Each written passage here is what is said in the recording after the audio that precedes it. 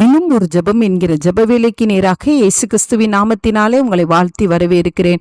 இன்றைய நாளுக்குரிய வசனம் 1 யோவான் அதிகாரம் 2 வசனம் 25.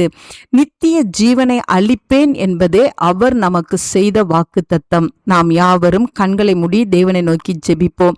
எங்களை நேசிக்கிறதான நல்ல தகப்பனே, இந்த நாளுக்காக நாங்கள் நன்றியோடு உம்மை ஸ்தோத்தரிக்கிறோம் ஆண்டவரே. கர்த்தர் கொடுத்த வாக்குத்தத்தமான வசனத்துக்காக நாங்கள் நன்றி செலுத்துகிறோம். இந்த கால வேளையிலும் ஆண்டவரே கர்த்தர் எங்கள் மத்தியிலே நீங்க எழுந்தருளி இருக்கிறீங்க, அதற்காக ஸ்தோத்திரம்.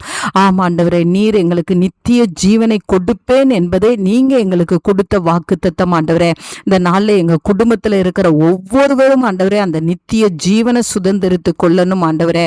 ஆண்டவரே, எங்க குடும்பத்துல இருக்கிற ஒவ்வொருவரும் ரட்சிக்கப்படணும் ஆண்டவரே. ஒவ்வொருவரும் தேவ அன்புக்குள்ள வரணும். நானும் என் வீட்டாருமோ என்றால் கர்த்தரையே சேவிப்போம் என்ற வார்த்தையின்படி ஆண்டவரே என்னோடு கூட சேர்ந்து ஜெபிக்கிற ஒவ்வொருவருடைய குடும்பங்களும் கர்த்தரை சேவிக்கட்டும் ஆண்டவரே.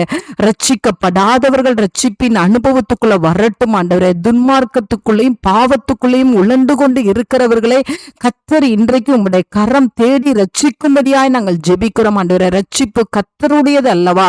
உங்களுடைய பிள்ளைகளை நீ ரட்சித்தருளும்படியாய் ஜெபிக்கிறேன் ஆண்டவரே. குடும்பத்துல இருக்கிற ஒவ்வொருவரும், நாங்கள் போகிற திருச்சபையில இருக்கிற ஒவ்வொருவரும் ஆண்டவரே, எங்க தேசத்துல இருக்கிற ஒவ்வொருவரும் ஆண்டவரே, அந்த நித்திய ஜீவனை சுதந்திரித்துக் கொள்ளுகிற பாக்கியத்தை கர்த்தர் ஒவ்வொருவருக்கும் தந்தருளுங்க.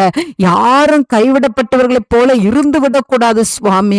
ஆண்டவர் ஒருவரும் அந்த நித்திய ஆக்கினைக்குள்ளாய் போய்விடக்கூடாது ஆண்டவரே.